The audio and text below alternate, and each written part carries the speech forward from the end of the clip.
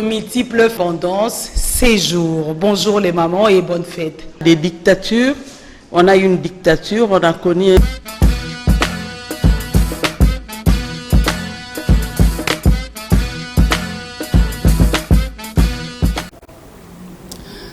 Retour de Jean-Pierre Bemba, le président du parti MLC, très bientôt en République démocratique du Congo. Absence de la coalition. Lamuka aux obsèques d'Étienne Tshisekedi. Quelques sujets que nous allons débattre aujourd'hui dans notre émission Femmes aux multiples facettes. Les gens en parlent, ça circule.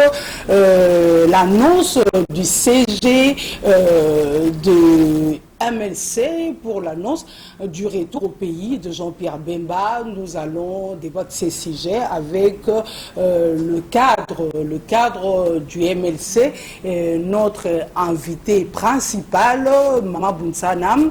Nous disons bonjour. Bonjour Maman Bounsanam. Bonjour.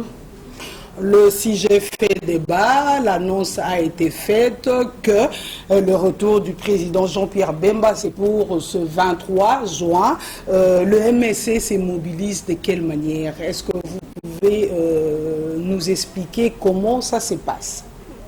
Oui, notre président, Igwe national, le prophète politique, rentre ce 23 juin à Kinshasa, dans son pays, dans la terre de ses aïeux, et nous lui souhaitons bonne arrivée. Les préparatifs au sein du mouvement de libération du Congo marchent très bien. Nous avons constitué des commissions qui sont en train de travailler pour préparer l'arrivée de Igwe. Donc nous l'attendons à bras ouverts, le président national. Donc des réunions à réunion pour le préparatif? Bien sûr, des réunions, il faut une organisation. Parce que tout à l'heure, vous m'avez dit que vous avez une parce réunion. Que le président national, c'est une autorité. Donc, on doit bien préparer son retour, surtout qu'il a fait plusieurs années, 10 ans à la CPI. Bien sûr, il était venu avant les élections, mais cette fois-ci, il rentre, le président national rentre au Congo. Donc, nous devons bien préparer son retour et il doit encore aller à Gemena pour le 10e anniversaire du décès de Papa Bemba, son père. Oui, donc il doit aussi aller à Gemena et tout doit être bien fait. Ok, mais dites-nous un peu, il revient pour définitivement ou il va repartir encore? Parce que la fois passée, il était là pour retourner en Belgique. Maintenant, mais son retour au pays ne lui empêche pas de voyager. Il peut voyager, ça ne veut pas dire que quand il rentre ici, il ne peut plus voyager. Donc, il rentre dans son pays. Voyager autre chose. Oui, il voyagera partout où il voudra. Partout où il voudra. Il peut aller en Belgique, il peut aller en France. Mais ce que nous savons, que le président Jean-Pierre Bemba rentre au pays. Si ce n'est pas un secret, il lui revient pour s'occuper particulièrement de son parti ou comment? Ben, même de loin, il s'occupe de son parti, mais s'il revient, c'est son droit de revenir dans son pays, ce n'est pas interdit. Il est fils de ce pays, il est né ici, il a grandi ici, donc c'est normal, il a ses maisons ici, donc il rentre dans son pays, on ne peut pas lui interdire de rentrer et lui poser des questions, qu'est-ce qu'il viendra faire? C'est un fils du pays, c'est un Congolais qui rentre dans sa nation et il a son parti politique, il a ses entreprises, donc c'est normal qu'il rentre pour bien s'occuper des siens. Maintenant, madame, on peut dire que l'accès à sa résidence maintenant est libre, il peut aller résider là où il veut. Mais que dit la Constitution? Je crois que la Constitution donne droit à tout citoyen de se mouvoir. Le citoyen congolais est libre de ses mouvements, il peut choisir son habitation partout où il veut, il n'est pas interdit à un citoyen d'habiter chez lui. Ce qu'on a connu là, ce n'était qu'une dictature. Et ce gouvernement, l'ex-président était très hostile au président Jean-Pierre Bemba, Jean-Pierre Bemba est né dans la commune de la Gombe, c'est là où il a grandi, mais bizarrement, les gens qui sont venus après lui disent que non, c'est une zone interdite au président Jean-Pierre Bemba. Nous l'avons décrié et gloire au Seigneur que maintenant les choses ont changé. Nous espérons que les choses ont changé et que le président Jean-Pierre Bemba sera libre de ses mouvements et il accédera à ses maisons. Également, le retour de Moïse Katumbi, l'un des leaders de la Mouka, s'est annoncé pour ce 20 juin. Madame, vous, cadre de la Mouka, on peut dire c'est par rapport aux stratégies ou comment on peut... Le 20, Moïse Katumbi, le 23, Jean-Pierre Bemba, c'est stratégique? Ben, comme je te l'ai dit, comme je venais de le dire, que ils sont des Congolais. Moïse Katumbi, Jean-Pierre Bemba, quoi qu'ils soient les dirigeants de la Mouka, mais ils sont quand même des citoyens congolais, ils sont libres de voyager quand ils décident de voyager, quand ils décident de revenir au pays, ils sont libres de le faire. Et ils sont libres d'atterrir partout dans tout le territoire congolais. Donc il n'est pas interdit ni à Katumbi ni à Jean-Pierre Bemba de fouler le sol congolais. Et le président Katumbi était déjà venu et maintenant il va revenir. Cela ne lui est pas interdit, c'est pas stratégique. Donc c'est normal que le coordonnateur, parce que c'est lui qui coordonne maintenant les actions de la Mouka pendant 3 mois, il a son mandat de 3 mois et c'est tout à fait normal qu'il revienne et surtout que les autres vont tous revenir. Il y a déjà le président Moussa Niamoussi qui est déjà là, le président Fayoulou est là, le président Mouzitou est là. Nous espérons également que le président Matoulou d'ici là, il va arriver. C'est normal que lui aussi soit là pour qu'ensemble, ils puissent parler de ce que la Mouka compte faire dans les jours à venir.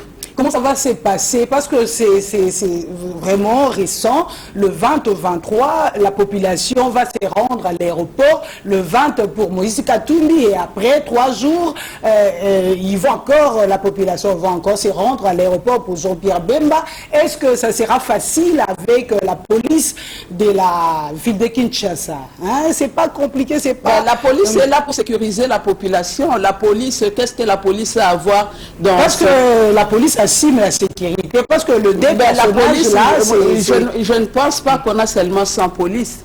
Nous avons la police est composée de beaucoup de personnes et ça c'est à l'inspecteur général de la police, à lui de faire son programme, quelle équipe qui va aller pour sécuriser les militants qui vont aller accueillir le président Moïse Katumbi et quelle équipe qui doit aller pour le président Jean-Pierre Bemba. Donc c'est à la police de faire son travail, de sécuriser la population, mais sinon la population est mobilisée, la population n'est pas fatiguée parce que la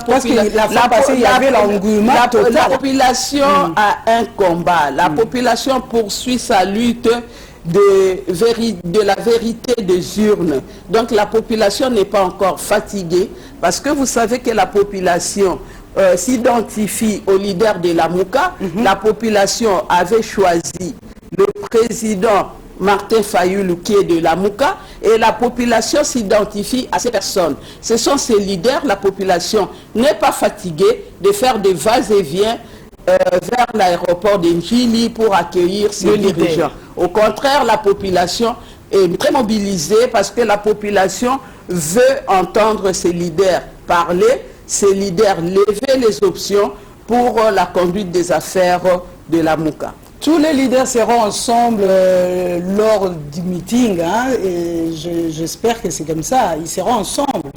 Ils sont tous ensemble, même s'il y a d'autres qui sont à l'étranger et d'autres à Kinshasa, les gens croient qu'ils ne sont pas ensemble.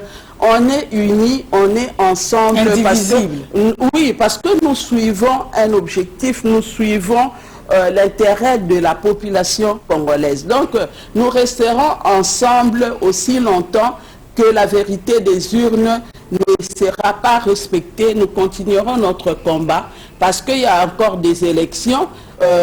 D'ici là, on aura des élections locales, donc nous devons veiller à cela pour que la vérité des urnes ne soit pas un slogan, mais devienne une réalité en République démocratique du Congo. Donc nous sommes là et nous allons continuer notre combat de la vérité des urnes. Un message pour la population congolaise pour ces 2 jours. La population congolaise, je parle à la population congolaise, je leur demande d'être vraiment très vigilants, d'être mobilisés pour accueillir ces leaders, le président Jean-Pierre Bemba qui rentre, Igwe National, votre fils, la personne que vous aimez tant, donc soyez nombreux pour l'accueillir. Et pour le président, le coordonnateur de l'AMUCA, il ne faut pas écouter ce qui se disent dans les rues. Il faut soutenir les leaders de l'AMUCA. Il y a le président Moïse Katumbi qui vient aussi à Kinshasa. Donc nous devons être nombreux pour l'accueillir à l'aéroport de Njili. Soyons mobilisés, soyons unis et la victoire est certaine. Le message est bien passé. Merci pour votre disponibilité à notre émission Maman Marie-Josée Bounsana. Est-ce que les gens en parlent, hein, le fait Tshisekedi enterré avec dignité, mais la ville, on parle de votre absence, vous, de la MOUCA, aux obsèques d'Etienne Tshisekedi. Pourquoi cette absence? C'est voulu par les organisateurs parce que nous on était prêts. Comment? On était prêts, nous avons écrit au protocole. On ne pouvait pas aller comme ça comme tout le monde, nous sommes quand même un grand parti. Et quoique le président national n'étant pas à Kinshasa, mais nous avons la secrétaire générale, il y a les secrétaires généraux adjoints, il y a aussi nos militants. Donc notre parti n'est pas le moindre en République démocratique du Congo. Il fallait que le protocole nous fixe pour notre arrivée au stade. Où est-ce qu'on allait s'asseoir, qu'est-ce qu'on allait faire, quand est-ce qu'on allait déposer notre gerbe de fleurs. Mais jusque-là, le protocole, on a écrit, le secrétaire général adjoint a écrit pour que le protocole nous fixe sur le programme, mais le protocole ne nous a pas répondu, donc on ne pouvait pas aller parce qu'on n'était pas fixé. Mais sinon, nous avons compati au décès du président Etienne Tshisekedi parce que c'est une personnalité, nous respectons son combat. Le président Tshisekedi est parmi les personnes qui étaient parties voir le président national à la CPI. Par 2 fois, il s'est rendu à la CPI pour voir le président national Jean-Pierre Bemba. Donc c'est un père pour le président Jean-Pierre Bemba. Il avait des relations particulières avec le feu papa Est-ce que par là, Bemba. Donc le président Etienne Tshisekedi, c'est notre papa. Nous respectons son combat, mais nous regrettons seulement ce qui s'était fait, l'exclusion du comité organisateur, mais qu'à cela ne tienne, nous nous préparons pour aller au mausolée du président Etienne Tshisekedi déposer notre gerbe de fleurs avec nos dirigeants de la MOUCA. Entendu, mais est-ce que vous ne pouviez pas faire du fair play comme on dit, même si on ne vous a pas donné l'invitation, vous ne pouviez pas faire du fair play qu'on vous remarque, qu'on remarque votre présence au obsèques. Mais je crois, vous ne semblez pas ignorer ce qui s'était dit sur les réseaux sociaux. Ils ont même menacé notre secrétaire général. On a dit que la secrétaire générale était interdite d'arriver au stade, aux obsèques du président Etienne Tshisekedi. Et c'était une menace où au cas où allait d'elle-même, on allait envoyer des gens pour la bousculer. Est-ce que ce ne sont pas des rumeurs? Oui, ce n'était pas des rumeurs parce que c'était repris sur les réseaux et nous respectons les avis des uns et des autres. Nous avons voulu que ça soit d'une manière officielle, que le protocole puisse nous programmer aussi, comme on a programmé les autres. Donc on ne pouvait pas aller comme ça, comme si on n'était pas un parti politique, comme si on n'était pas des personnes qui ont apporté leur contribution dans ce que eux disent la démocratie. Donc nous avons quand même contribué au processus de la démocratie dans notre pays et nous continuons ce combat. Donc on ne doit pas nous ignorer et nous déconsidérer. Nous demandons qu'on nous considère aussi parce que le combat que eux prétendent mener, c'est le même combat que nous avons mené ensemble avec eux, quoique eux ils ont un peu dérapé, mais c'est le combat que nous poursuivons et c'est le combat que le feu président Étienne Tshisekedi avait mené. Donc, nous leur demandons que nous ayons du respect mutuel. Il ne faut pas qu'ils permettent soit à leurs militants, soit à leurs cadres de dénigrer les chefs des autres partis politiques. Et ça, nous n'allons pas l'admettre. C'est ainsi, on s'était dit, on ne part pas. De toutes les façons, le mausolée est là. Nous allons nous organiser pour aller honorer la mémoire de notre papa, le feu Tshisekedi. Plus de 2 millions, quelques mille de dollars, rien que pour les obsèques du feu Étienne Tshisekedi. Est-ce que, madame, c'est logique ou c'est un peu exagéré par rapport à vous? C'est regrettable, quoique je n'ai pas de preuves sur ce qui s'est dit. Mais c'est vraiment regrettable parce que le pays a beaucoup de problèmes. La ville souffre. Oui, la population souffre. Donc, les conditions sociales de la population ne sont pas améliorées depuis que le nouveau président est là. Il n'y a même pas l'espoir qui se pointe à l'horizon. Donc, c'est vraiment déplorable de voir que nous avons des personnes qui ne respectent pas leur engagement vis-à-vis de la population parce que eux, ils ont dit que le peuple d'abord, mais ce qu'ils sont en train de faire n'a rien à voir avec le peuple d'abord, l'idéologie du président Étienne Tshisekedi. Donc nous déplorons si réellement ces fonds ont été déboursés pour les obsèques. C'est vraiment déplorable parce que la population a beaucoup de choses, beaucoup de priorités, mais c'est dommage parce qu'ils ne peuvent pas non plus nous justifier ces fonds, comment ils ont été affectés. Voilà. Parce qu'à notre connaissance, on nous avait dit, quand le président Joseph Kabila était là, on avait déboursé aussi des fonds pour le rapatriement de la dépouille du président Étienne Tshisekedi. Mais après, le rapatriement n'avait pas lieu, mais jamais ils nous ont dit qu'est-ce qu'ils ont fait de cet argent. Est-ce que réellement ils avaient reçu... Toujours des dettes morales. Oui, ou est-ce que réellement ils avaient reçu cet argent ou non? Nous ne savons pas et que maintenant, il y a encore beaucoup d'argent qui sont sortis seulement pour ces obsèques pendant que le pays a d'autres priorités. Je ne pense pas que si le président Tshisekedi était vivant, pouvait accepter des telles choses.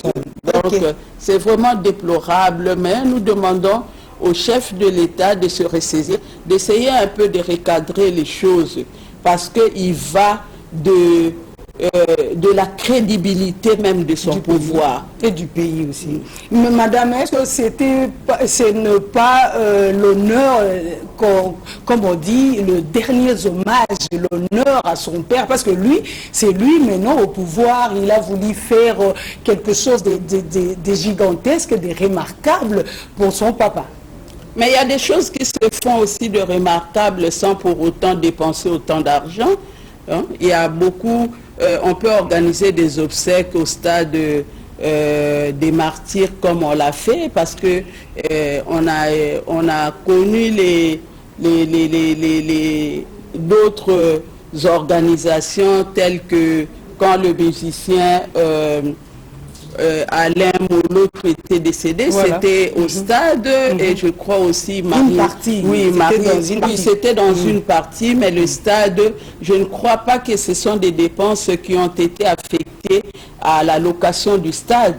Je crois que ce sont des dépenses affectées à la location des avions, parce qu'il y a des cousins, des amis, ceci, cela, des personnes qui n'avaient même rien à voir avec le président Étienne Tshisekedi, mais seulement qui ont profité de venir parce qu'il y avait un avion gratuit. Comme on dit. Et également aussi les logements, des gens qui ont même des familles, la famille à Kinshasa, mais parce qu'on est au pouvoir, nous devons profiter au maximum du miel du pouvoir, donc on doit loger dans des hôtels des luxes, on ne doit pas manger chez soi, on doit manger aux frais de l'État. Donc on appelle ça abus de pouvoir. Voilà. Et nous interpellons nos frères parce qu'ils doivent quand même, comme eux, ils disent qu'ils sont le grand parti qui a été à l'opposition, le grand parti qui incarne l'idéologie du feu président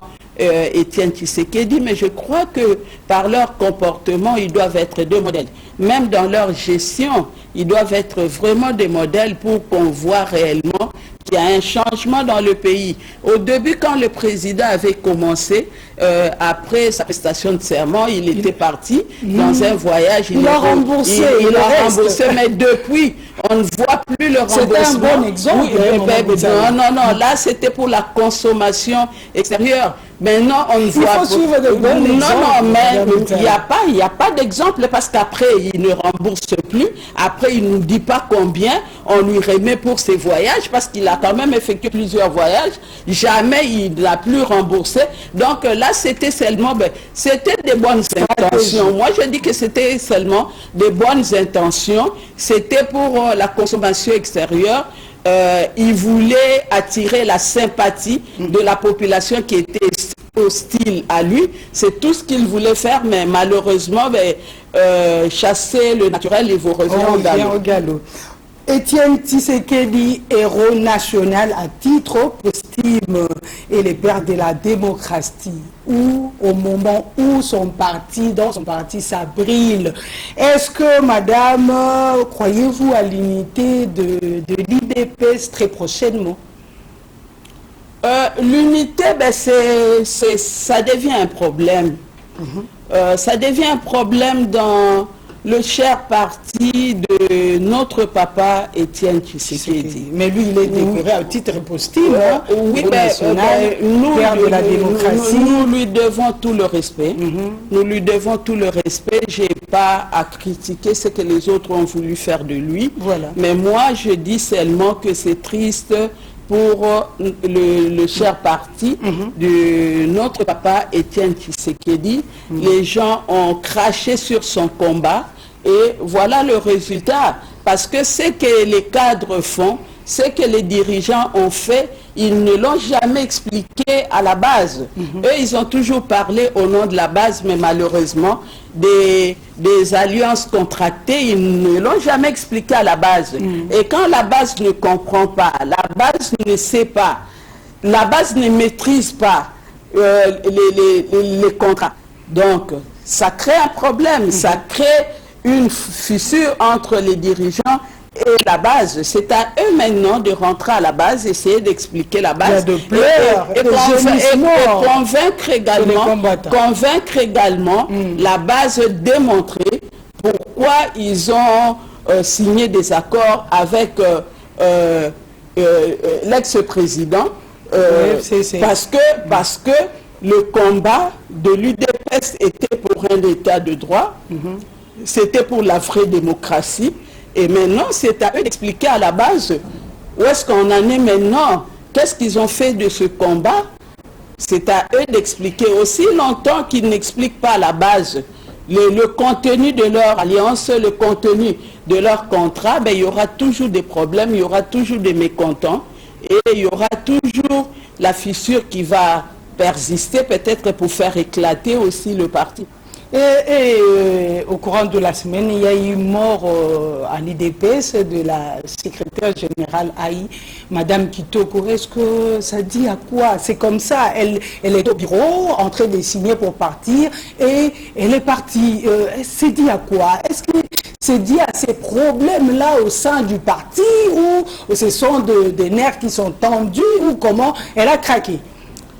Ben, je ne sais pas trop commenter sur ça, mais je regrette la mort de Madame Kitoko parce que c'est une femme que j'ai connue, c'est une femme avec qui on a participé à beaucoup de formations. C'est vraiment une combattante, c'est une brave femme, c'est une femme leader active au sein de son parti. Comme vous? Oui. Mais elle au sein de son parti, l'UDPS.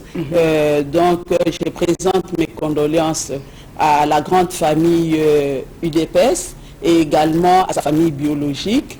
J'ai compati à ce malheur.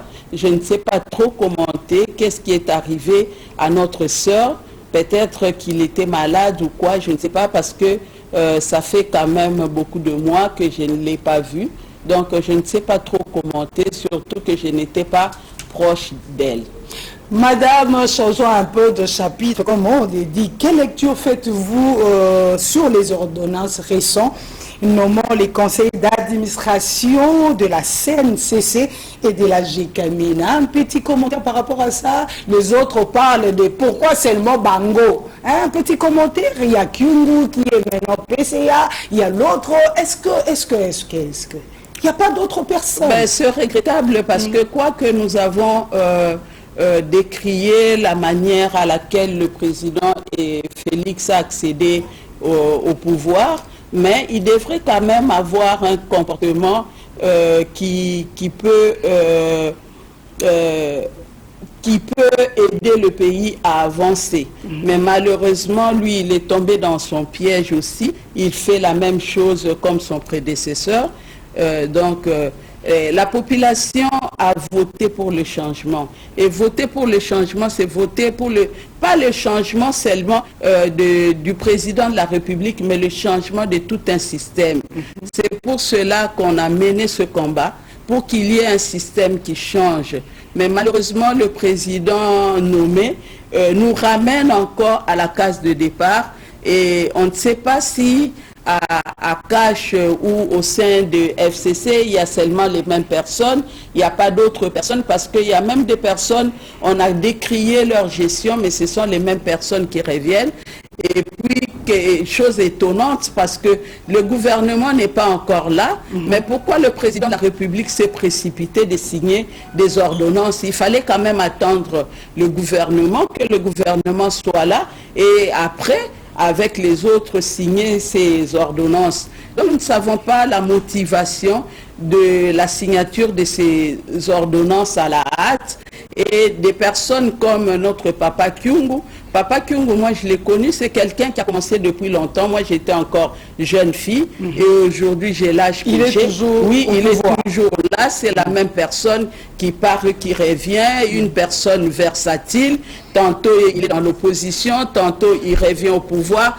Tantôt, nous ne connaissons pas trop. Stratégie, et puis, c'est madame. la même personne qui avait chassé les Kassaïens. Donc, c'est un tribaliste. Donc, et puis, c'est la même personne qu'on fait revenir encore. C'est vraiment déplorable. Peut-être ce sont ces stratégies nous pour maintenir ses pouvoirs. Oui, lui, il peut avoir ses stratégies, mais la faute aux personnes qui l'ont nommé. C'est pas de sa faute, la faute c'est aux personnes. Lui peut-être il a tendu son hameçon et eux ils ont mordu, mais c'est la faute à eux. C'est à eux de voir qui placer parce qu'il faut quand même qu'il y ait un changement. Nous avons nos jeunes, nous avons des compétences, des jeunes qui ont étudié aussi, plus même étudié que ces vieux-là. Mais pourquoi on maintient toujours les mêmes personnes comme si c'est eux qui avaient le monopole de la gestion de la chose publique? Il y a quand même d'autres personnes, il y a des femmes et des fils compétents qui peuvent apporter de l'innovation, du changement dans la gestion de la République. Quel profil pour le bientôt, c'est pour très bientôt, le gouvernement Sylvestre Ilunga, quel profil pour le ministre? On est presque à la fin, hein, et c'est votre dernier mot, et vous nous en parlez aussi de l'écho du cartel de femmes politiques leaders, parce qu'on est vraiment presque à la fin. Ben, nous demandons au Premier ministre, parce qu'il est du FCC, mais c'est le Premier ministre de la République démocratique du Congo, nous lui demandons de trouver des personnes intègres pour animer les institutions de la République, des personnes qui aiment leur pays, pas des personnes qui viendront pour s'enrichir, pour se construire des immeubles et foutre le peuple à la merde. Donc nous demandons qu'il y ait des personnes qui aiment ce pays, des personnes qui vont travailler pour l'intérêt de tous, des personnes qui seront qui ne seront que des envoyés, qui vont se considérer comme des serviteurs et non des personnes qui vont se considérer comme des maîtres, des personnes qui vont se considérer comme des serviteurs, qui pourront bien gérer selon les principes de la démocratie et les principes également bibliques, des personnes qui vont respecter la population et qui vont travailler pour l'avancement, pour le développement de la nation, parce qu'il y a d'ici 2030 les objectifs du développement durable. La République démocratique du Congo doit faire son bilan, mais jusque-là, on n'a même pas fait le bilan des années passées et nous ne savons pas d'ici 2030 comment nous allons nous présenter pour pouvoir évaluer. Il faut travailler dans le sens du développement de nos cités, du développement de notre pays et du développement également de la personne. Mais pour cela, il faut que des personnes qui sont comme des serviteurs et non des maîtres dans nos institutions. C'est terminé, Femmes aux multiples facettes d'aujourd'hui. Merci beaucoup de votre fidélité, très chers téléspectateurs, et nous disons merci à Doudou Montiri, Moronzambe, Alain Kabongo, Niwa Pezo pour votre assistance. Au revoir. Au revoir.